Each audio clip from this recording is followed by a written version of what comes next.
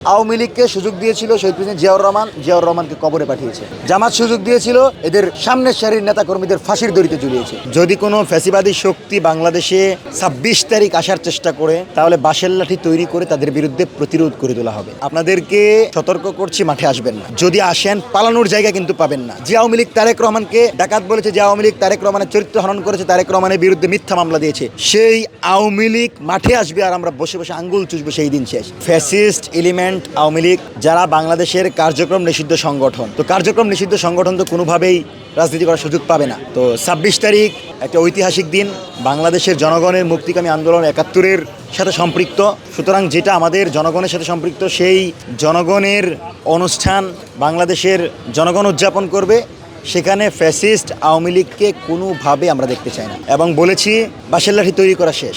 যদি কোনো ফ্যাসিবাদী শক্তি বাংলাদেশে ২৬ তারিখ আসার চেষ্টা করে, তাহলে বাঁশের লাঠি তৈরি করে তাদের বিরুদ্ধে প্রতিরোধ করে তোলা হবে এবং আমরা বলেছি আর নয় প্রতিরোধ, এবার হবে প্রতিশোধ। সুতরাং আমরা আপনাদেরকে সতর্ক করছি, মাঠে আসবেন না। যদি আসেন, পালানোর জায়গা কিন্তু পাবেন না। তারেক রহমানের যে সরকার, সেই সরকার আমাদের সরকার, সেই সরকার ফ্যাসিবাদ বিরোধী সরকার। সুতরাং এই সরকারকে টিকিয়ে রাখার লক্ষ্যে সবার আগে আওয়ামী লীগকে প্রতিহত করতে হবে, আওয়ামী লীগের বিরুদ্ধে লড়াই করতে হবে।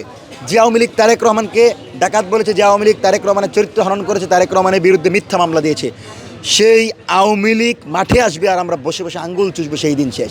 ওরা যদি স্মৃতিসৌধে আসে, বাংলাদেশ জাতীয়তাবাদী দল বিএনপি সহ সকল বিরোধী দল, সরকারি দল, ফ্যাসিবাদ বিরোধী দলকে নিয়ে এদের বিরুদ্ধে তীব্র প্রতিশোধ নেওয়া হবে।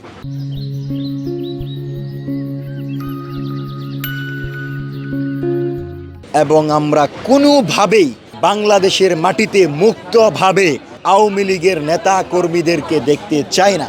আমাদের জান যেতে পারে, কিন্তু আমরা আওয়ামী লীগ প্রশ্নে ফ্যাসিবাদী দূষরদেরকে স্পেস দেওয়ার প্রশ্নে আপোষ করতে পারি না।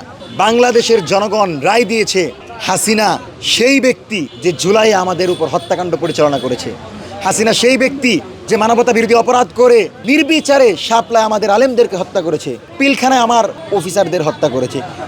এই সকল ডাইনি মোদির কাছে বসে কি বক্তব্য দিচ্ছে আর তার কি নেতাকর্মীদের কি বালের নির্দেশ দিচ্ছে, সেটা আমাদের দেখার বিষয় না। আমরা শুধু প্রতিশোধ নিব এবং এই সরকারকে আহ্বান জানাবো, আপনারা আমাদের নিরাপত্তা নিশ্চিত করেন। আপনাদের নিরাপত্তা নিশ্চিত করে ৫ বছর আপনাদেরকে পাহারা দিয়ে স্বাধীন সার্বভৌম ইনসাফ ভিত্তিক বাংলাদেশ বিনির্মাণে আমরা সহযোগিতা করব। আপনারা ক্ষমতায় থাকবেন, আমরা মাঠে থাকবো।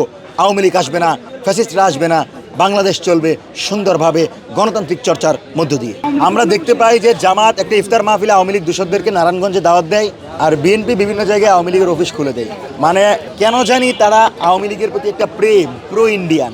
আওয়ামী লীগ একটা বিষ, এই বিষকে যারা মানে গোখরো সাপ, এরা যদি সুযোগ দেন, ঘাটটা ঘুরিয়ে সবার আগে সে কিন্তু আপনার ঘাড়ে আঘাত করবে। আওয়ামী লীগকে সুযোগ দিয়েছিল শহীদ প্রেসিডেন্ট জিয়াউর রহমানকে কবরে পাঠিয়েছে। জামাত সুযোগ দিয়েছিল এদের সামনের সারির নেতা কর্মীদের ফাঁসির দড়িতে ঝুলিয়েছে। এখন যদি বিএনপি সুযোগ দেয়, বিএনপিকে একদম শেষ করে দিবে আওয়ামী লীগ। সুতরাং বিএনপি সবার আগে আওয়ামী লীগের বিরুদ্ধে প্রতিরোধ করবে এবং জামাত যেন তাদের তৃণমূল নেতাকর্মীদের ত্যাগের কথা স্মরণ রাখে, আল্লামা সাইদির কথা স্মরণ রাখে, মতিউর রহমান নিজামীর কথা স্মরণ রাখে। তারা যেন স্মরণ রাখে দিনে দুপুরে নিরীহ আলেমদের উপর এই আওয়ামী লীগ গুলি চালিয়েছে, এটা যেন স্মরণ রাখে। আর তারা কোনোভাবে যদি আওয়ামী লীগকে পুনর্বাসন করতে চায়, তারাও জনবিচ্ছিন্ন হবে। আপনারা দেখতে পাচ্ছেন এনসিপি সহ মানে তরুণদের কি গ্রহণযোগ্যতা। আমরা মনে করি আগামীর বাংলাদেশে তরুণরাই প্রধানমন্ত্রী হবে, তরুণরাই রাষ্ট্রপতি হবে।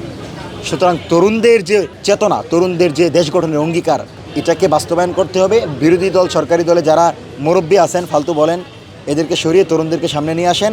ভারতীয় আধিপত্যবাদের বিরুদ্ধে লড়াই করে স্বাধীন সার্বভৌম ইনসাফ ভিত্তিক স্বনির্ভর বাংলাদেশ বিনির্মাণে তরুণরা কাজ করে যাবে এবং আগামীর বাংলাদেশের জনগণের রায়ে সরকার চলবে। কোনো বিদেশি শক্তির এজেন্ডা নিয়ে বাংলাদেশ পরিচালনা করা হবে না।